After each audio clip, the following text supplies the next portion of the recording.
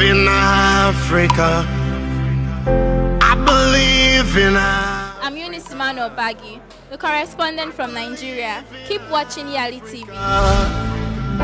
I believe. I'm Adikalias Kamara from Sierra Leone. Keep watching Yali TV. I believe in Africa. My name is Absa Samba, a correspondent from the Gambia. Keep watching Yali TV. I'm Milam Leticia, correspondent from Cameroon. Keep watching Yali TV. I believe in you. It's your boy Eko Boche, corresponding from Ghana. Keep watching Yali TV. I believe in Africa. I believe in Africa. Yali, yali, yali. Yali, yali, yali. Young African soldiers. Young African soldiers. Yali, yali, yali. Yali, yali, yali. Young African leaders. Young African leaders. Yali TV is a dedicated media channel created by young African leaders to provide a platform for the youth in Africa to share their achievements with the rest of the world, and also get the opportunity to share their thoughts and opinions on matters and issues affecting the development of our continent. My name is John Appiah.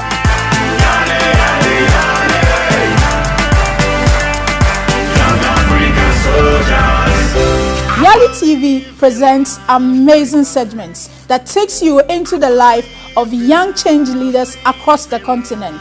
Yali News, Yali Time with the Experts, Yali Experience, and much more. I believe in Africa. Are you a youth leader, civic leader, entrepreneur, or involved in policy making? Yali TV is here for you. Follow us on all social media pages or visit our page www.yalitvonline.com. Don't miss a day. Yali TV, inspiring leadership. Keep watching Yali TV. Yali, yali, yali. Yali, yali, yali. Young African soldiers. Young African soldiers. Yali, yali, yali. Yali, yali, yali. Young African leaders. Young African leaders.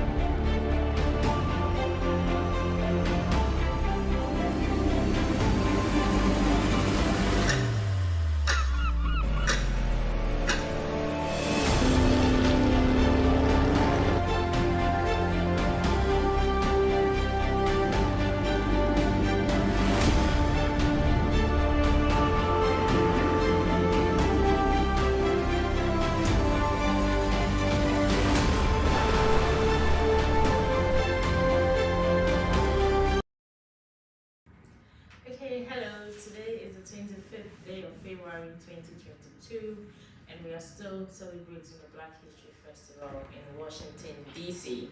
So, it's still about Black History Festival. It has been engaging since the first day, Monday the 21st. We've had a couple of sections, talks, dialogues, and exhibitions. And today is yet another day for the continuation of the Black History Festival event. We are still celebrating Black history in the month of February in Washington, D.C., in the United States of America. Thank you all for who have been able to join so far, and we still have a few more days to go, and we still look forward to seeing you tomorrow and the next day. My name is Kakra Danswa Danson, and I am the outreach manager for Black History Festival. Today with us we have a very noble man, Professor Nyaka Lagoki from Lincoln University, Pennsylvania, and today specifically is set aside for the celebration of African history. He is an African intellectual, a proud and profound Pan-Africanist, and an ambassador of Ubuntu.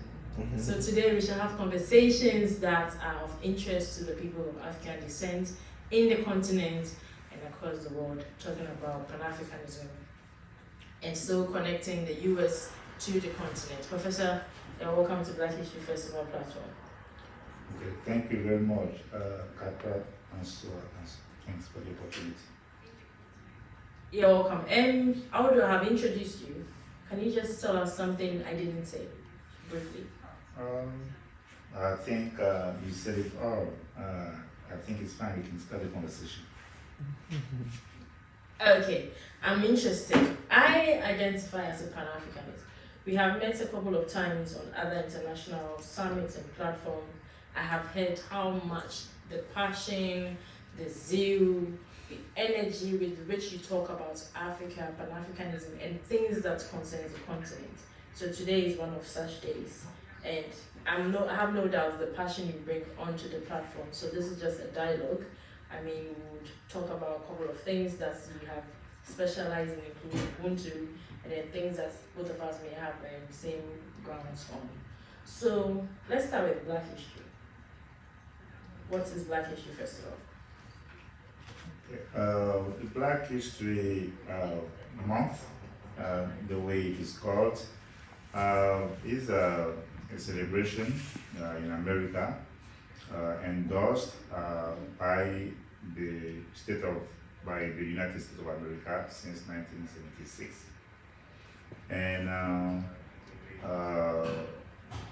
it is the product of a great African American called Carter G. Woodson, and who had the opportunity to contribute to the education of African Americans, and then who contributed to the rewriting of the history of African Americans, and to the rewriting of the history of the United States, and to the rewriting on the history of Africa. So Carter G. Woodson started in 1926 the Negro History Week in order to put emphasis on the achievements and the accomplishments made by people of African descent in the United States. He was inspired to do so when in 1915, at the 50th anniversary of the Emancipation Proclamation, which was organized in Chicago, in the state of Illinois, when thousands of exhibitors highlighted the contributions and achievements and accomplishments of African Americans. And then he created an organization, the Association of the Study and the History and Life of the Negro. And then after that, then he decided then to create that institution in 1926. And then later on, teachers and professors and people in the field of scholarship embraced the idea. And then they decided to organize several Black History, like a Negro History Week in the beginning. And then this is how this institution was going to gain some momentum. And then later on it was going to be celebrated also by some whites.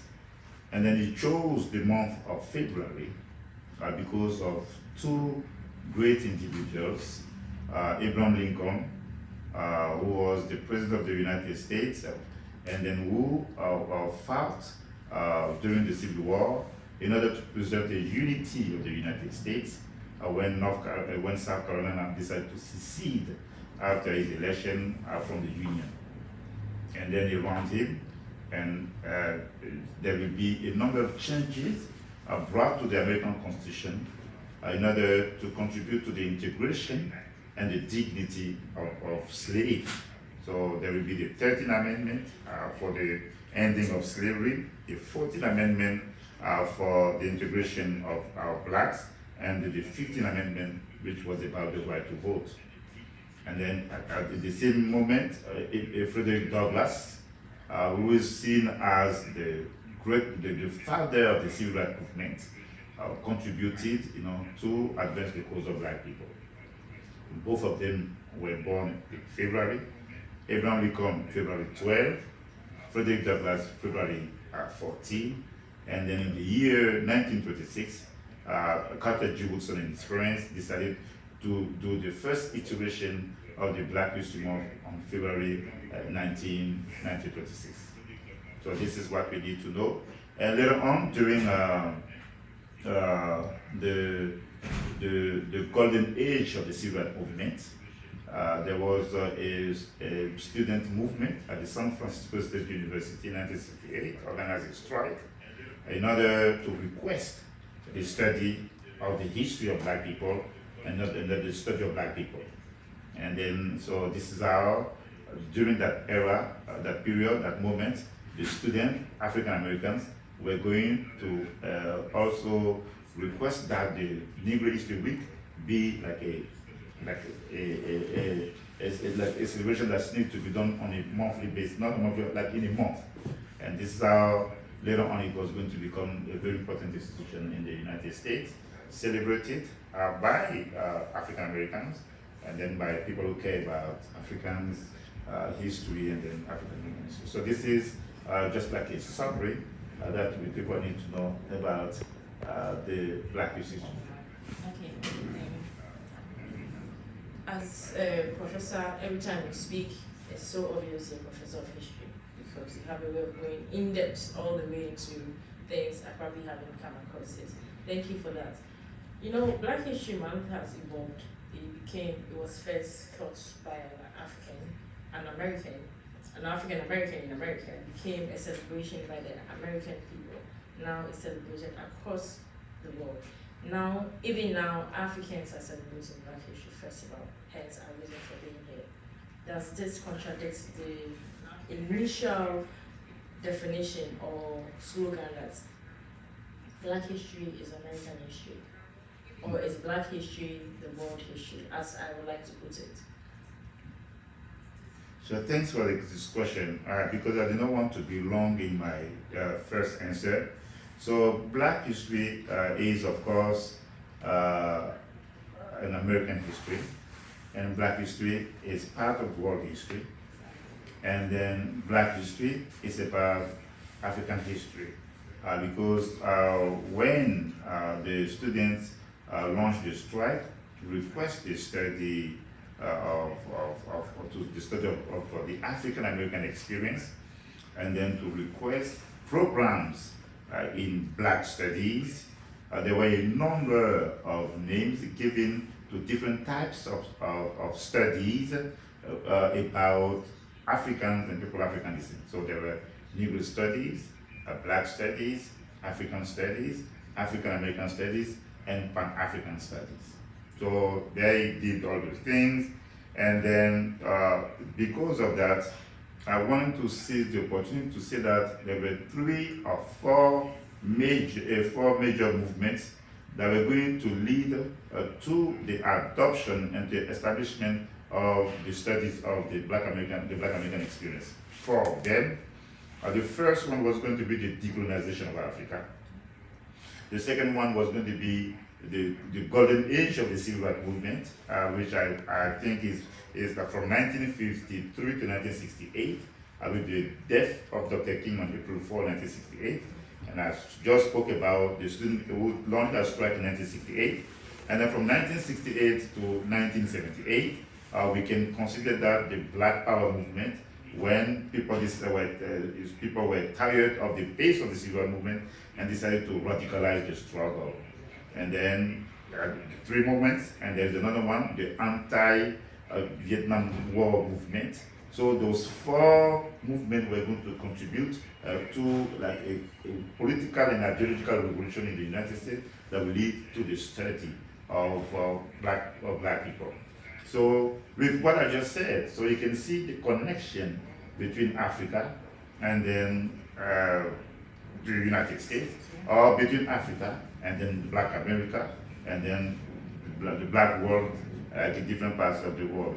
This is how we can put emphasis on the independence of Ghana in 1957, which was the first country in Black Africa to be independent, and under the leadership of Kwame Nkrumah, who was a great Pan-Africanist and who studied at Lincoln University and who was influenced by Marcus Garvey, W.B. Du Bois, and George Padmore, and who attended the Manchester Congress in 1945, which was about the decolonization of Africa.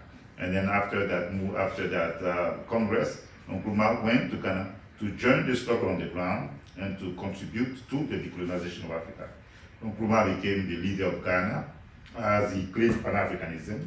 So the link was going to be established between black Americans and Ghana and Africa through Kwame Nkrumah. So great leaders like Dr. King was at the swearing ceremony of Kwame Nkrumah, and then when he came back, he delivered a speech, The Birth of a New Nation, April 7, I believe, 1957. And then Malcolm X will go to Ghana in 1964 to visit leaders, and this is how since that time we saw like a strong connection between people of African descent and then Africa through Ghana. So then this is what I can say when you talk about celebrating black people. So since, let's start with Pan Nkrumah. Since, okay, the emancipation of black power to the radicalization of connecting the continent or people of African descent back to the continent, there has been the awakening to connect the continents back to the people from Africa back to the continent. And then, like you said, the establishment of that link. Where does that put us? Where have we gotten to on that bridge between connecting the American continent to the people of diaspora? There's so many talks about Pan-Africanism across the continent, outside the continent, within the continent. Where are we on that bridge? I know it's a long walk, like Mandela said. It's a long walk. Where are we in terms of connecting America back to the continent? Okay, I will try to. I'm not sure if I understand the question, but I will try to answer. As you are talking about the connection between people of African descent and then Africa or Africans. So one thing that I want to say quickly is that in order for us to better understand the connection, we have to go back to three black-led movements that predated the Pan-African movement. Pan-Africanism as a word was coined in 1900 at the conference organized by Henry Sylvester Williams. And then before this movement was going to be articulated as an ideology, as a doctrine, as a movement, there were three major movements that predated Pan-Africanism. The first one is the Back to Africa movement. And then usually people think that it is just Garvey. Garvey spoke about that in the 20th century, but of course he was not the first to talk about the Back to Africa movement. The American Colonization Society, put together by the Europeans here, decided to take back slaves to Africa. And then there were some African Americans who supported the idea because they wanted to reconnect with the continent of Africa. Paul Coffey was one of the greatest, and then Edward Blyden, who coined the concept of African personality, was going to be one of the greatest, to talk about the Back to Africa movement. And then this is how Liberia was going to be created, and this is how Sierra Leone was going to be created, but Sierra Leone was a British project. So this is the Back to Africa movement. And now, because I don't want to forget, so when Kwame Nkrumah becomes the leader of Ghana, when we see that black Americans are going to Africa, and when we see people of African descent going back to Africa, it is another phase of the Back to Africa movement conceived and articulated by people in the 18th century and the 19th century. The other movement is called Pan-Negroism, coined by W.B. Du Bois in 1989 in a text called The Conservation of Races. And then when he was asking people of African descent here to create agencies and then to respond to the historical responsibility to enlighten black people and then to reconnect with the continent of Africa. That was the Pan-Negroism before the word Pan-Africanism. And then the third one is Ethiopianism. Now the movement Ethiopianism, as you can see, the word that is Ethiopia. As the Greeks called blacks when they went to Egypt, because Ethiopia, according to the Greeks, means what? Black faces or darkened faces. But later on, even though in the beginning it was used in the United States to look down upon black people, our forefathers claim the word Ethiopia, as it is written in the Bible. I think it is Psalm 68, verse 31, when it is said that Ethiopia shall stretch. And so those who were claiming the connection with Africa saw the concept of Ethiopia as an expression of the dignity and the redemption of people of African descent. And this is how they were going to put together a cultural and religious movement called Ethiopianism. And then they were going to create independent churches in order to fight against racism and everything that you can imagine. So the ports of entry of Ethiopianism on the continent of Africa were three major ports of entry. Cape Colony, because it was created by the Dutch, 1652, taken by the British, 1798, and then later on, Liberia, because there were black Americans already there, and Sierra Leone. So these are the three movements that were going to merge, and then when Pan-Africanism was going to be coined, then we're going to see how those three were going to merge to become Pan-Africanism. And then when Ethiopia escaped colonialism after defeating the Italians at the Battle of Adwa in 1887, at the Battle of Dongali in 1887, and at the Battle of Adwa in 1896. So the utopian country of the dream, like a kind of Wakanda. So that was Ethiopia. And then when Mussolini decided to go and invade Ethiopia, then people of African descent, they decided to do everything because Ethiopia was a symbol of the dignity of Africa. And Nkrumah, coming to Lincoln, swore that he was going to do everything possible to contribute to the defeat of colonialism when he heard that Ethiopia was invaded by Mussolini in 1935. So this is what we need to know. Sometimes when people talk about Pan-Africanism, they want to make people think that black people were not connected. No, since the 18th century or 16th century, people have been doing that. Yeah. And so there are several things we can talk about. David Walker, who wrote an appeal to call upon black people in order to organize. So there are several documents like that and several thinkers. So the connection has always been there. And then to end on this, when Nkrumah was overthrown, yesterday was the anniversary. Some people call it a day of shame. When Nkrumah was overthrown on February 24, 1966, Pan-Africanism went into hibernation, but it's a movement that always comes back. And then I talked about the theory of wave. It goes down and always comes back, and then later on we saw. So when Nkrumah, when Mandela became the leader of South Africa, again we saw the same connection became stronger because King, Malcolm, W.B. Du Bois, all of them, they were fighting against apartheid because of the connection that existed between segregation in America and then the law of apartheid in South Africa. So it has always been there. Every time you speak, I need a minute to make sure everything sinks in. The history is so in-depth. And thank you for that detail. You have answered the question. I knew in your attempt to answer the question, you answered Pan-Africanism, because I wanted to understand that we have been trying to connect or bridge the gap between the two worlds, and it has been a process from Ethiopianism to Negroism, or was it? Pan-Negroism, now to Pan-Africanism. Okay. For somebody who likes to identify as a Pan-Africanist, we have had personal conversations on Pan-Africanism, and we are here today.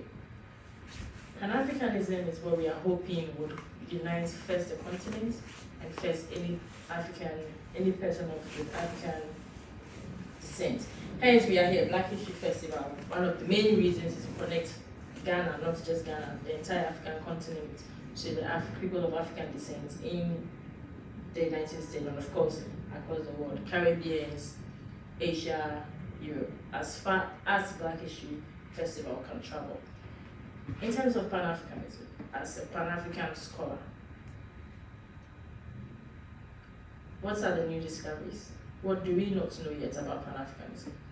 Oh, the first thing that I want to say is that people that's why when I was giving that history, sometimes we see so many Africans, they have like, I don't know, maybe they're traumatized by the Europeans. They don't want to associate themselves with Pan-Africanism, and then they have limited knowledge about Pan-Africanism. They don't know, and they think they know. And then, so, yes, the first thing people have to do, they have to go and read and study. Because when you read and you study, you will see that that is the logical thing to do. The people I gave you the names of the people I mentioned. Great scholars. Du Bois wrote 25 books. C.L.R. James, 26 books. Carter G. Woodson, 20 books. All of them talking about black people, how we have to come together. I even forgot to talk about the Harlem Renaissance from 1918 to 1938. One of the major things that happened during the Renaissance was what? The black Americans tried to reconnect with Africa. Langston Hughes went to Africa. So this is what they did. So people don't know. So all of us, we have to go back to school. Even me, I know some, but every time I read, I told you that Dubois wrote 25 books. I have not read all these books, just for you to understand. So if you want to take 25 books of Dubois, 25 books or 26 books of C.L.R. James, 14 books of Kwame Nkrumah, and then Carter G. Woodson, 20 books, you can imagine. So I didn't have time to study that. So young people, they have to go and read. That's the first thing. Number two, did I fix this one? Number two, we have to make sure that Kwame, when you talk about Kwame Nkrumah and many other things, we have to understand that they were inspired by what was happening in the world. And then I'm going to explain that when I talk about Pan-Africanism, there are four phenomena that we're going to lead to the Pan-African conversation. A series of systems of oppression, slavery, colonialism, apartheid, Jim Crow, neocolonialism, globalization, neoliberalism. And then you have a series of revolutions. The American Revolution, the French Revolution, the Asian Revolution, and then the Industrial Revolution, the Bolshevik Revolution of 1917, the Cuban Revolution of 1959, the Chinese Revolution of 1949. All of them were going to have an impact on how black people saw themselves. That was the second one. The third one was going to be about a series of theories: racism, white supremacy, social Darwinism. And then our forefathers, they had to react to all those things. The last one, and you will see, it is what I call similar movements of unity. Because when we were going to school, we learned that there were the rise of nationalism in Europe from 1871 to 1914. And the nationalism was going to lead to World War I. But what happened? Germans, they put together, they launched a movement called Pan-Germanism. They wanted to come together. After they defeated the French in 1870, 1871, Germany as we know it was going to be unified by Otto von Bismarck. The Italians did the same thing almost at the same time. Of course, inspired by Americans who, when they created the country because they wanted to survive the British crown, they called the country the United States of America. When Abraham Lincoln fought the war, it is because he wanted to preserve the unity of the United States of America. Simon Bolivar, who fought for the independence of Latin American countries, wanted also to build the Gran Colombia, which comprised several countries. So this is what was happening. This is how our ancestors spoke about Pan-Negroism and then Pan-Africanism. You understand? So we are not inventing anything new. It's that if you are not united, you're going to be crushed. Because the law, the very important law is that might is right. If you are weak, you're going to be exploited by the most powerful. This is what we've been seeing. So because of that, it is a matter of survival for Africans to think about how they need to be united. So now we can go and talk about the evolution and many other things, but it is a matter of survival. People have to understand that. So these are the two things: to educate themselves, and also to understand that if we don't do that, we are going to be, we won't be able to survive and to do what we have to do. I sincerely pray that we come to a point of realization where we understand that the survival of the continent is actually entirely through Pan-Africanism. This is what will bring us to the next theory or ideology that most of us are fascinated about: Ubuntu or Ubuntuism, as I like to say.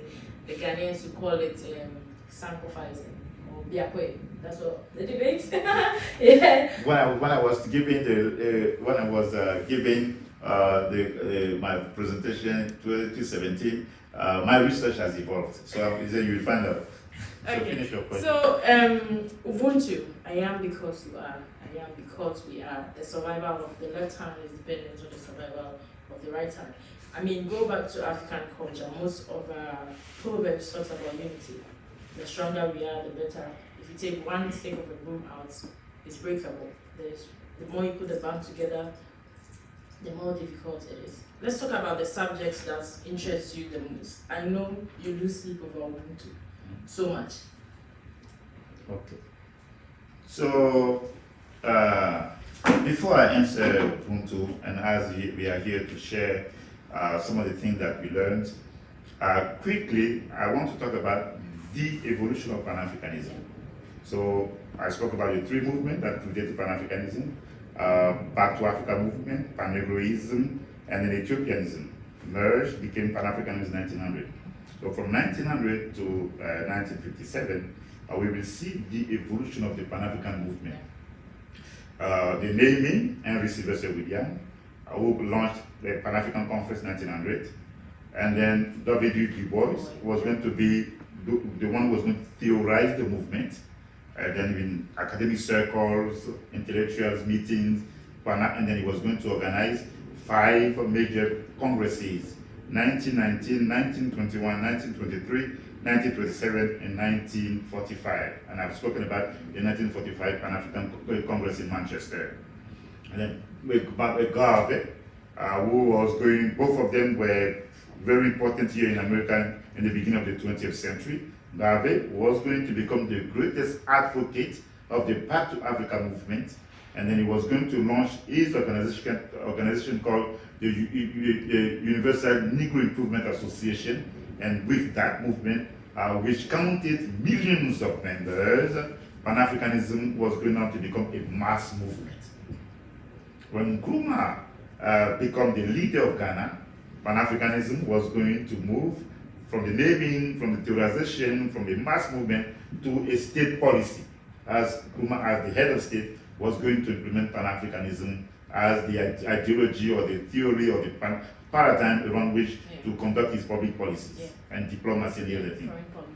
And now when in 1963 the two groups came together in Addis Ababa to create the Organization of the African Unity, then Pan-Africanism is going on to reach the level of the continent.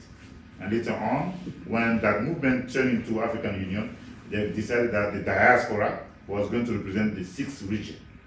This is what the evolution of the Pan-African movement. Now, as we talk about the evolution of this movement, we saw that there were several levels of I won't say several levels of contradictions around geography, around race, around the methodology of unification, and around the ideology around which to build the unity of Africa. I want to talk about the last one, which is the ideology. So, Nkrumah believed in scientific socialism. Senghor believed in African socialism. Kenneth Kaunda believed in Zambian humanism that he called African socialism. Julius Nyerere from Tanzania believed in African socialism that he called Ujamaa. And then all of them, they were trying and find a paradigm that can be embedded in an African value system. And that's something that Leonard Pratt called the narratives of return, that you guys in Ghana would call Sankofa. Now, that was a debate. And Nkrumah even came around with the concept of consciencism. And then among all those theories, there are several. Then I mentioned already some of them, but I can add Afrocentricity, promoted by Molefi Asante. Some other people talk about the Mahat, and then some other people talk about different other concepts, including Black consciousness of Steve Biko, and then here Ubuntu. Now, Ubuntu, the reason why I am excited about Ubuntu is that it is an African value system. Afrocentricity, the English word. Ujamaa, yes, African, but Julius Nyerere made a mistake to translate that into African socialism. Zambian humanism, still the English word, that Kenneth Kanda translated into African socialism. I even forgot about negritude of Caesar and then Senghor. But with Ubuntu, with the works of a number of scholars, then listen, you can have an idea of the history of Black people from ancient Egypt to today. So Ubuntu is about humanness, and it is a word that comes from the Nguni languages in South Africa, in Southern Africa, which put emphasis on African collectivism. People think that Ubuntu is just South African, but it is not just South African, it is African, because you can have the Ubuntu variations like in different languages. So out of the 2,000 languages in Africa, we have between 600 and 900 Bantu or Bantui languages. And then it is about Muntu, which means a person. More than a person is people, which is Bantu. And it is the way of life of the Bantu, which is called Ubuntu. Diop and Jordan Ngubane from South Africa, they have written that there was a cultural and linguistic unity between the ancient Egyptian civilization and then the Bantu civilization. And then this is how in the footsteps of Thabo Mbeki, and then Nelson Mandela, and then Desmond Tutu, I think that we can adopt Ubuntu as the ideology around which to build the novel articulation of Pan-Africanism in the 21st century. When Nkrumah wrote consciencism, of course, how are you going to explain consciencism to a lady who is selling the market? How? But when you say, if you guys call that Biakoye, but it's more than Biakoye. And then I've discovered that you guys have a word that is close to the Ubuntu of South Africa. Same thing with the Igbo people. They have a word close to the Ubuntu in South Africa. There are several words. So the Ghanaians in the Twi language, you guys will call that Ubuntu or Ubuntu. And then it's unfortunate that we don't see Ghanaian scholars digging into that concept because when you talk about the nation Umantu, Umantu is connected to Ubuntu, so that is related to the Ubuntu of South Africa. The Igbos talk about the beauty of life, and they call that Mmandu. So you can see at the end, Ubuntu, Mmandu, Ubuntu, Abantu. So this is that. With 600 to 900, you're going to see that linguistic unity that is there. So why are we going to stress ourselves with Afrocentricity? Or why are we going to stress ourselves with consensusism of Kwame Nkrumah or scientific socialism? So it is a beautiful thing that is there, and this is what we are doing. Now we want to try and use that as a political ideology. People try to do that. But we want to use that also as economic doctrine, and as we can use that for a cultural revolution in Africa. So this is the work that we are doing. I think I'm more interested in the cultural revolution aspect. And yes, of course, there are so many things that have challenged the Pan-Africanist theory. A couple of them, all four you have mentioned. But if we have come to the point where we can accept an ideology that we can use to propagate Pan-Africanism, of course, why not? Oh, okay. There are questions from the panel? So that's it. Oh, so before we go on to the second part, we may have some questions from all our viewers. Shall we have some questions for the professor whilst he takes a 2 minutes breather? So if you have some questions.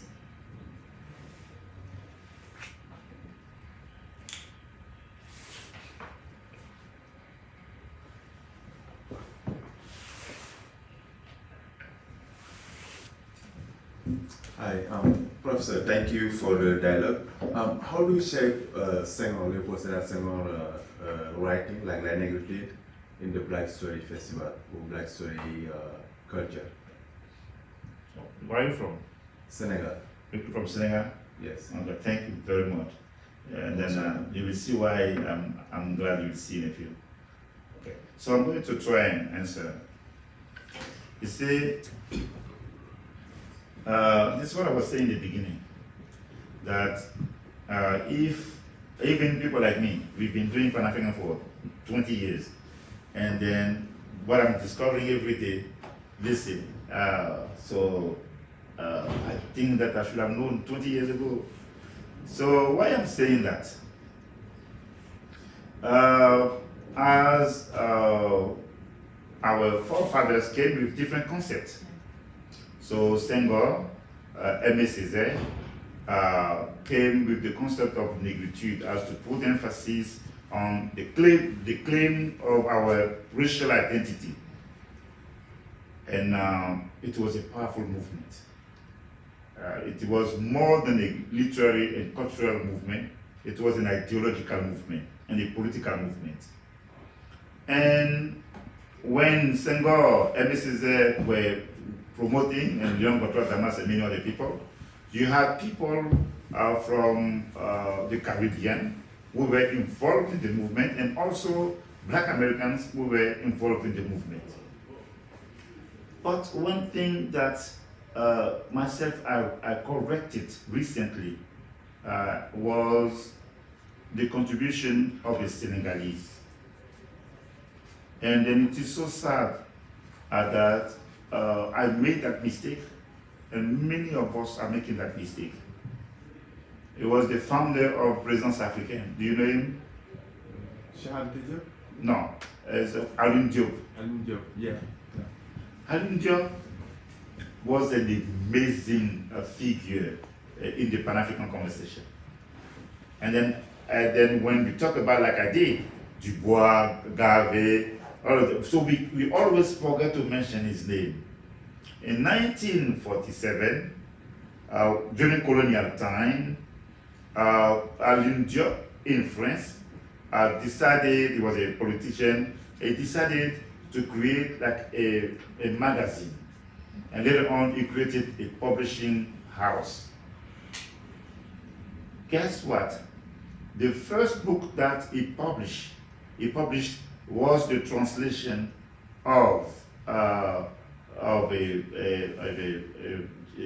priest on the Bantu philosophy, and then that he translated into French.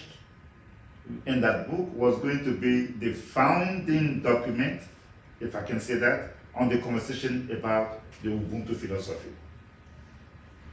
So he was going to be one of the promoters of what? The negritude. And then, yes, negritude played a major role, inspired many intellectuals. People organized around it, and then they organized a number of African and people of African descent writers congresses under the leadership of Alioune Diop, 1956. One thing I forgot to say is that when he launched Présence Africaine, it was with the support of Aimé Césaire and then Léopold Sédar Senghor. And then this is how, in 1956, they met, and then in Europe in 1959, and then Black Americans, and then people of African descent in the Caribbean, and African writers, they met and around Alioune Diop, Senghor, and Aimé Césaire. It was not just what they were seeing as negritude, but they were really implementing that connection between people of African descent. And later on, with Alioune Diop, there will be the organization of African festivals. And then so it's nothing, because if you don't know, then you are dead. So there will be a number of festivals, and I think the first one was organized in Dakar. I'm not sure about the year, I think it's 1966, and then it was organized by Alioune Diop. And then so this is negritude as a great concept. It's a powerful movement that also contributed to the Renaissance of Africa. So the same way Black Americans had the Harlem Renaissance, for African intellectuals in France, it was what we can call a Présence Africaine Renaissance, thanks to Alioune Diop, who promoted negritude, Pan-Africanism, and who worked for several great intellectuals like Aimé Césaire and Léopold Sédar Senghor. Thank you so much. Okay, Yes, I have a second question, if you don't mind. And thank you for clarifying everything, and this makes me feel better. So what message you will send to our African leaders? So the school in Africa, we can learn about African history, like great people like Nkrumah, Léopold Sédar Senghor, Aimé Césaire. Because like me, I have a chance to be to SI school in Senegal, then I moved to France, then in the US. But everywhere I go, like in Senegal, even we learn about French history, about Henri IV, De Gaulle, but we don't learn about our heroes. So what message you can send to the African leaders so they make sure that their children learn about African history? Thank you. Okay, well, I think that you were talking about the African leaders. For me, this is what I see anytime I talk about black issues. For me, it has to be an individual revolt. You see, I'm not the only one, but I am a revolted person. So I'm expressing my personal revolt because I come from Ivory Coast, and then, as you know, the president of Ivory Coast, the first one, was against Pan-Africanism, even though he created the first biggest Pan-African party, which is in French Rassemblement Démocratique Africain, in 1946 in Bamako. So it was represented in those 8 territories, as you know, from Senegal. So and then later on beyond West Africa, because as the European put together 2 colonial federations, the French West Africa and the French Equatorial Africa. So when I was going to school, I never learned about Pan-Africanism, never studied Pan-Africanism even in college. But I think it's a question of destiny. I was exposed to some people who, I was 15, and then I read a book, the coup d'etat attempt against Hitler by von Stauffenberg, a German general who wanted to prevent the collective suicide of the Germans. 1944, July 20th. So since I read that book, they say I was 15, the only thing I wanted to do was to read about history and politics. I think they almost or even expelled me from junior high school because I was not that good, as I was bored reading about Madame Bovary and all those European writers. But, and then later on I had the opportunity to hear about Thomas Sankara, Rawlings, because I love politics, and this is how I was going to have like an acute awareness about reading about African things. I heard about Kwame Nkrumah, and then this is how later on we were going to read about Pan-African. So the first time I really took a course on Pan-Africanism was in 2002 in the United States. See, but I knew about it. I knew about Kwame Nkrumah's speech that he delivered in 1963. There is no black Africa, no white Africa, no Arab Africa. We are one country, one people. So I used to play that when I was a student. But that's the only thing I knew. So when I came to the US, when I was with my first and my friend, black American friend, Carla Richardson. So, of course, among my people of my generation, I was, special because we talk about Castro, Che Guevara, all of those people. But what I knew was not deep. So I was talking about Pan-Africanism. So I was talking, excited about Pan-Africanism.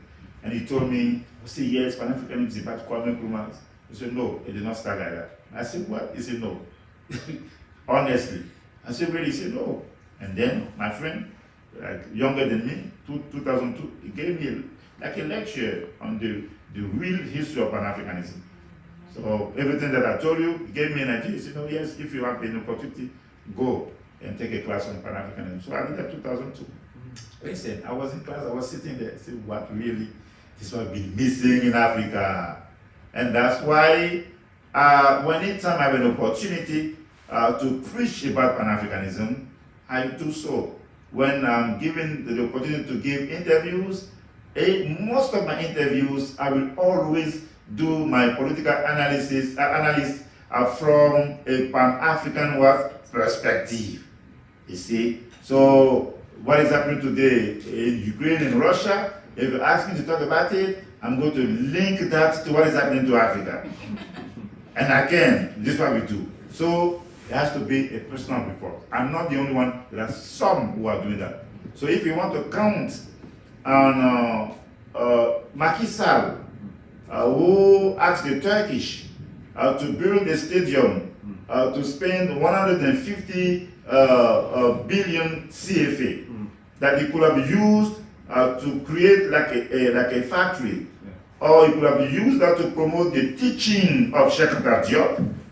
If you want to count on him to learn about Pan-Africanism, my brother, you die, you come back, you die, and you won't be able to learn about Pan-Africanism. So he has to come from the masses, from the bottom up. So what you guys are doing, that Black History Festival, that is the type of thing that we need to do. And then you may not have the feel, you may think that what you are doing is not that great, but yet listen, it is the little lights, our little lights, that put together, that are going to produce like a massive light. So to finish on this, when I was talking about Pan-Africanism in 2007, one day black people, Africans, they came here at the workshop. Onyaka, don't talk about Pan-Africanism. White people, they're going to come after us. So if you do that, we want to support you. But if you do that, they will come and fight. It's not good. One day I went to a spiritual retreat. A black American guy said, what are you studying? He saw my paper, like a plastic bag. It was written at Howard University. He said, what are you studying? I said, Pan-Africanism. He said, do you know what happened to all the people who study Pan-Africanism? I said, yes. That's why I'm here. It was a spiritual retreat. That's why I'm here to pray, to fast and pray for 40 days and 40 nights. But I am still here. And then we doing the work. And then the last thing on this, one day when people say, oh yes, the concept, I don't know how to say that in English, but yes, I found the word. In French they say, galvaudé. In English it's outdated. But don't talk about Pan-Africanism. It's an outdated concept. Africans, I told them this. I said, if you find a concept, you find a word, there's a rallying cry for black people. Give it to me, I'm going to use it. In my research, it is Pan-Africanism. I will talk about Pan-Africanism until I am vindicated by history. That was 2008. We wanted to do that when Obama became president. We want to see the opportunity. In the room, 20 Africans met after me. And then I did my work. We organized conferences in DC, sometimes 30 people. sometimes 40 people. 2012, we launched a Thomas Sankara annual conference every year, 70, 100. And then when Blaise Compaoré was overthrown, 2014, I was there and the media were calling me. Some people even thought that I was a citizen of Burkina Faso because I was talking about Thomas Sankara, you see. And then example like that, you see that in the Francophone world, people are waking up. In the Anglophone world, we don't see how people are, they don't see what we are doing in Senegal, in Burkina, in Ivory Coast, in Guinea, in Mali. They don't see that. So I will talk about that in a little bit. So it has to come from us. And now if people among us become leaders like Kwame Nkrumah, like Julius Nyerere, like Thomas Sankara, like Nelson Mandela, they're going to create the space, you know, for that the teaching for the teaching of Pan-Africanism. So this is that's my answer to your question. I like the answer. It's a personal revolt. Unless we make a conscious effort to, nobody will teach you Pan-Africanism. I learned Pan-Africanism from him. I had the idea, but then I heard him speak about Pan-Africanism, and I'm like, okay. So yes, he has been my Pan-African mentor. Stephen, I think you had a question. There's Stephen 1, there's Stephen 2. He had his hand up first, so that's it. So, thank you very much, Prof, for the enlightenment so far. My question is very simple. How can the renaissance of Africa or Pan-Africanism be connected to trade, which will reward us economically, especially in a time like this where Africa is counted as the breadbasket of the world, and we are seeking to empower Africa as a key partner to the development of the world in general. So thank you very much. Thank you very much, Selassie. I saw during the launching ceremony that you guys organized in Ghana that you were talking about that, because that's your cup of tea. And she loved that. But the missing link in your conversation is that what you are proposing is to make Africa look outward. And then we want to talk about African development, but inward. Listen, Ghana is producing cocoa. Ivory Coast is producing cocoa. Those two countries, neighboring countries, they cannot come together. Each one of them is selling its cocoa to the international market. And then our farmers are living in poverty. And then the bulk of the resources that come from cocoa is like is in the hands of the Europeans. So there is one thing, and that's for Steve and people who think like him. There is one thing that the European promoted, which is the comparative advantage. They've been talking about that. You know, you produce and then you sell what you can to other people or other countries who will buy what they don't have. You understand? And then this is how we can promote that interconnection between traders or partners or economic partners. But when David Ricardo used the concept of comparative advantage, he took the example of Portugal and England. But when the Europeans want to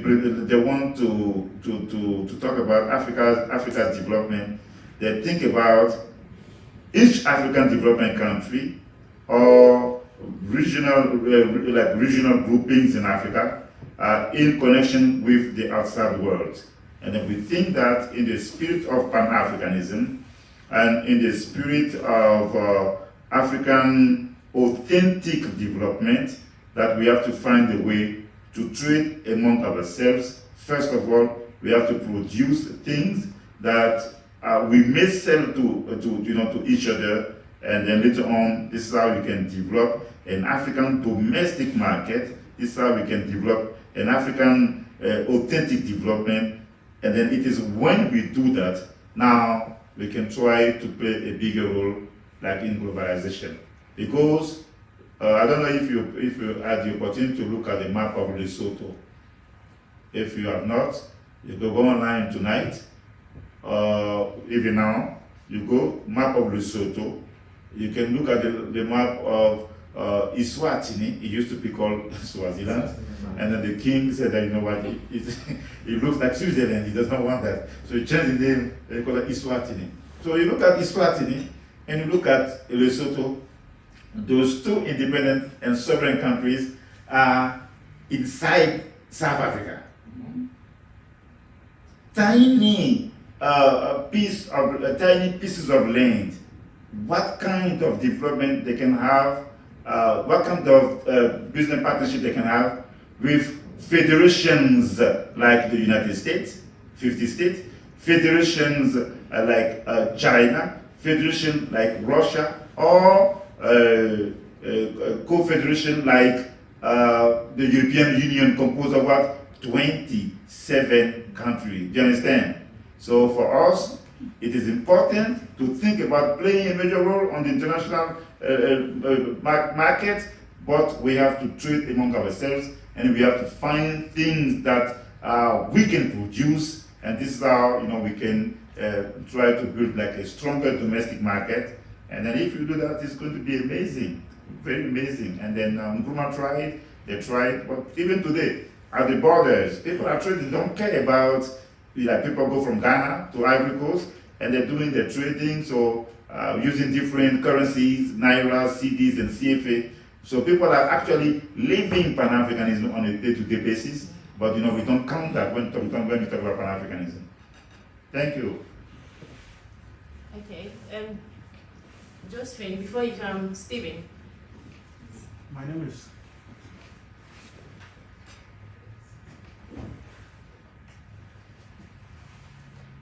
is Stephen, and this Nigerian entrepreneur has been preaching Afro-capitalism, Tonelu Melu, and you were talking about West Africa having like, we're trying to have a currency and all of that. But even in West Africa, we tried having eco, but that's still not seeing the light of day. But what do you think we can do strategically to position ourselves as Africans? Because this is a US-Africa trade program, and it should actually go beyond we just come in, get people to Africa, come and watch the castles and all of that. What can we do strategically to position ourselves? Yeah, so I think it's almost the same question as the question like what Selassie asked. For me, I always have a problem with his name, Tomelu, that's his name, right? Yeah. I have a problem. He's doing great things, but I think he's making a mistake on his paradigm. You see, because people think, and then I'm telling you, people think that because they are not excavated the African paradigms, do you understand? And there are many, I'm talking about Ubuntu, right? But even the Igbo language, we have eBay, is another one. The alterity, the other. You have also Igwe Bukwe. Also, it's an Igbo concept. In all our languages, those concepts are there. But people are aided because people think that the European concepts are too powerful. Then we think that we're not going to come with like our own paradigms. And then, as I told you, I'm a revolted person. So when I was young. When Babu was working, Babu newspaper, meetings, people were talking about socialism. And then there was one, and he's still alive. And then one day I said, but you guys are talking about socialism, Maoism, and all the things. But is there any concept? With my limited knowledge, I did not know there was many concepts. He told me no, he did not know. So when I heard about Ubuntu 2002, I said, let me go and then investigate. And then I started doing my research. This is how I learned all of Mamdu in Igbo, Igwe Buke in Igbo, Ibe in Igbo, Umputu. And then we are trying to position Ubuntu as a paradigm. See, so now, intellectual like him, great businessman like Tomelu, because he's because neoliberalism or capitalism is triumphant, don't you think that you have to talk about Afro-capitalism? You see, and then I even forgot when I was talking about those theories, I should have mentioned that. So he talked about Afro-capitalism. Guess what? What he's doing, help people do business, make money, take care of the communities. That's exactly Ubuntu. Because Ubuntu is not about doing things for yourself. like people do in the capitalistic world. You see what I'm saying? You have a responsibility towards your community. Like Mary said in the beginning, I am because of you are. I am what I am because of you. This is Ubuntu. Do you understand? So if I am doing something and I know that I can contribute to the prosperity of my community, in the beginning, it's about the individual contribution within the community, and then we have to meet the needs of the community. Do you understand? So that is my answer to the question about the paradigm that we need to adopt in order to think about the development of Africa. Second thing now is that we need, like I said, you're a business person. What you are doing is great. What you guys are doing here, it is wonderful. You may have been let down by some people. You may think that the program was not the way you wanted. Listen, one thing that I love about one of the things that I love about Obama, when he talk about one voice can change a room. If a voice can change a room, it can change a city. If a voice can change a city, it can change a state. And if it can change a state, it can change the nation. If it can change the nation, it can change the world. Your voice can change the world. When I'm down, I listen to that. So my point, like when I was talking about the personal revolt, sometimes we don't have to be many. So what you are doing, do it. Pray to the ancestor, to God. Be prosperous. You become Tomelu. You say, you know what? Tomelu has been doing great things, and then Aliko Dangote is doing great things, but I want to bring another thing that they're not doing. Do you understand what I'm saying? I may put like an ideological dimension in the business concept that I'm going to promote. If you get an opportunity to read, there is a documentary, The Men Who Built America. If you have an opportunity, all of you, go and watch it. They were not choir boys, but they have a clear idea of how to make America become great as it is today.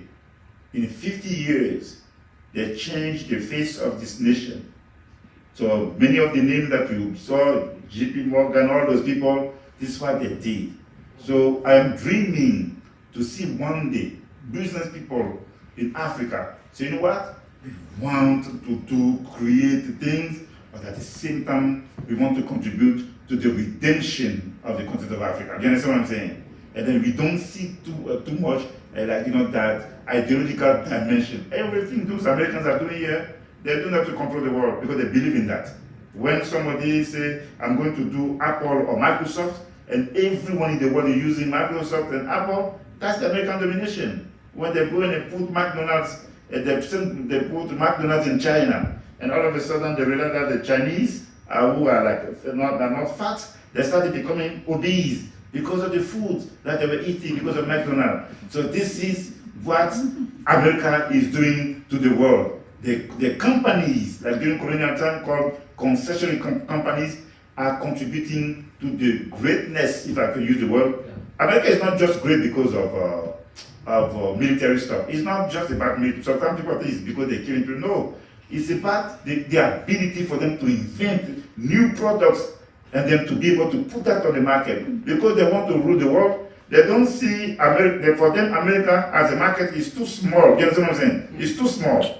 So that's why they have to go and sell frozen chicken to Ghanaians. You have to eat our chicken. They do the same thing in South Africa. That is the vision to lead the world. We need to have a vision for the redemption of Africa. See Africa as a market first. Listen, 1 billion people, listen, you're going to become billionaire in less than 10 years. So this is my approach to policy. So you have to come from the masses again for entrepreneurs like you, but you have to have a vision for the redemption of the continent of Africa around the ideological paradigm like a new Ubuntu. Does it matter if the naming of the theory or ideology is different? If they are doing Afri-capitalism, but the means or the end of it is still defined or within the definition of Ubuntu, does it matter? Yeah, that's a great question. It's a very, very important question. All the question I'm hearing, so I'm glad I'm here. because this is one of the few times we have that kind of conversation, and then I'm hearing new questions. But it is important. I'm going to tell you, there are several people they think that we yet don't talk about Pan-Africanism because they don't want don't want to upset Europeans, and then there are some because they love the Europeans so much, and they know the Europeans don't want that. They want to use the word integration or any other word. So that's why when you adopt Pan-Africanism as a concept, or when we claim it, when we talk about it, then it's an ideological act. You understand?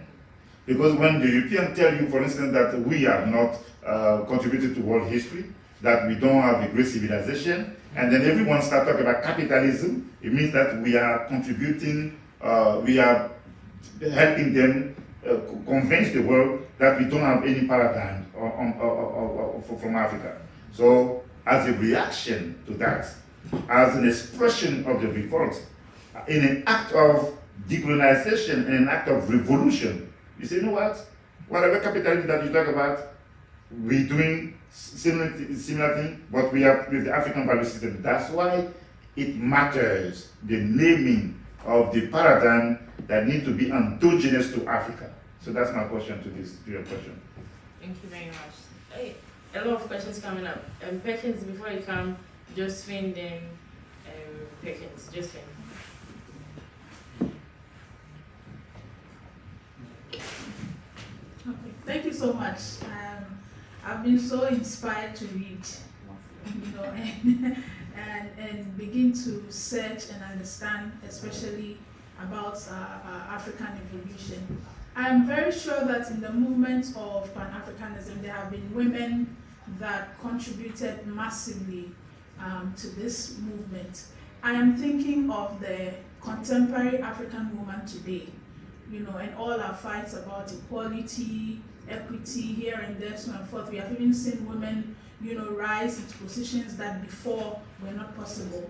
My question is, how should the contemporary African woman think, and that will contribute to this movement we are talking about? Is it just about us rising and being in these positions, that we get into these types of positions that we can even, contribute to the movement further, but sometimes it just, ends there. How should we think like? What are some of the things that we as women can even come together to do as African women to contribute to this type of movement? Okay, I'm going to try and give an answer. Maybe I should have insisted on that in the beginning. The reason why Africa is suffering, there are several reasons. We have the European interference, we have our own flaws, but I should have said that in the beginning. It is the loss of a vision. When I was talking about America, this is what they have that we lost. Everything that we have to do has to be about a vision. What is the vision of the continent of Africa that we have for Africa? What is the vision that we have for our communities? The vision that we have for our families?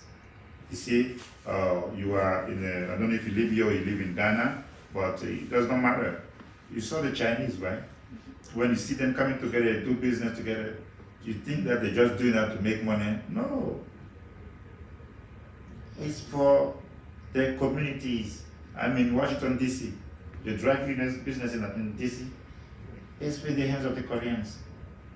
You go there, one day the Koreans, if you see one Korean who lost the business, and then you go there, the same place you go there, you go to see another Korean there.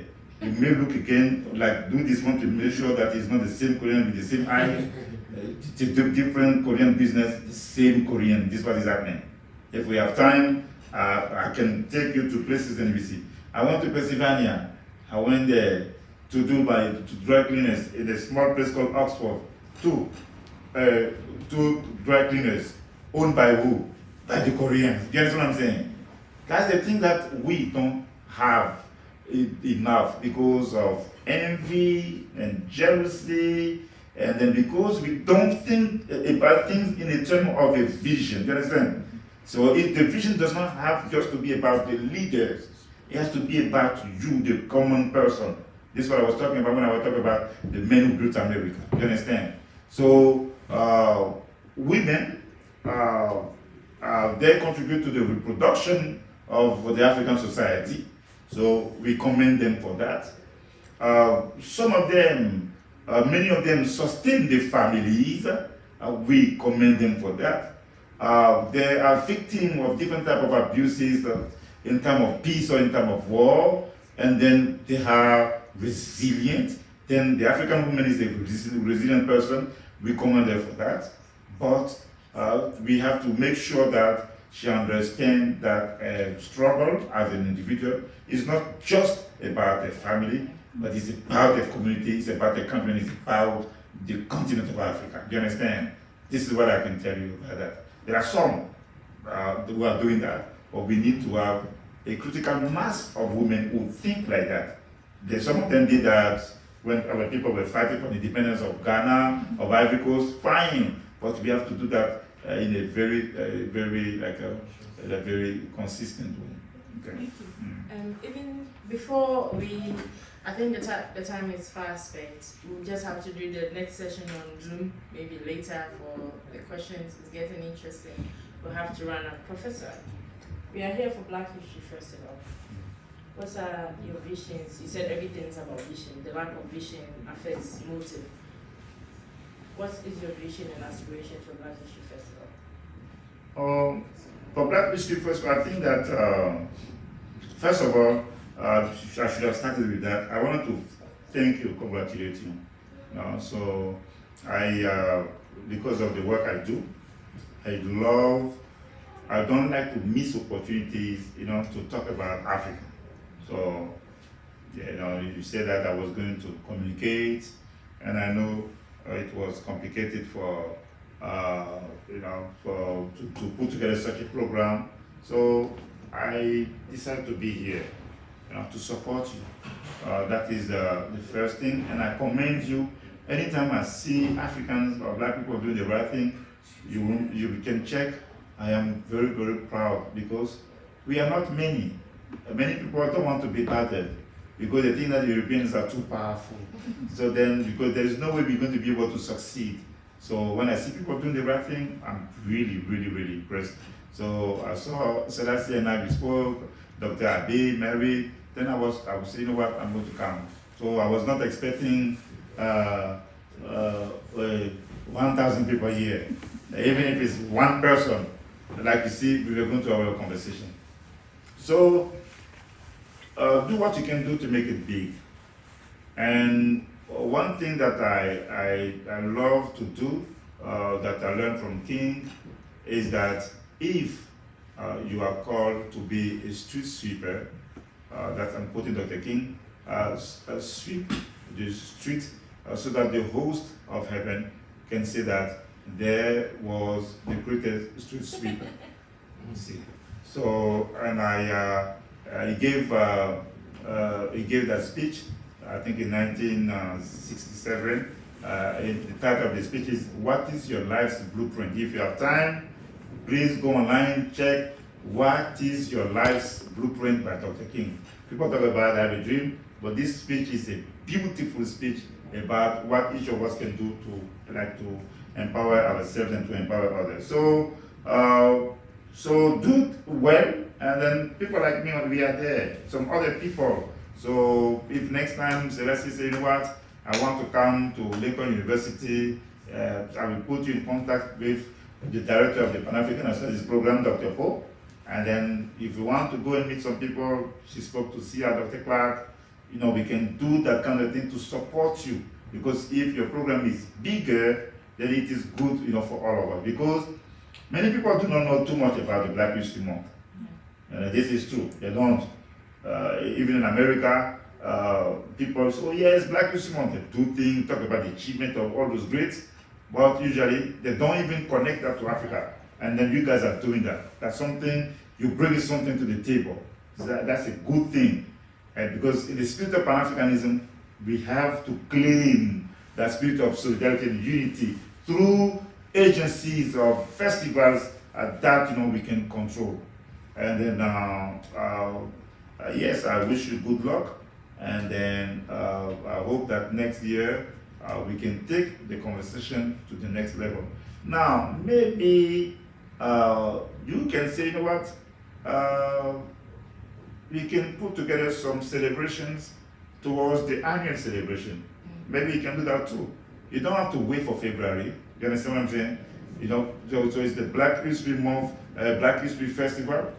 There is no month there, Black History Festival. Yeah. So you can, the same thing that we're talking, you can do maybe something like every 3 months, like a celebration, because people wanted to do Black History not in 1 week, not in 1 month, but through the entire year. Yeah.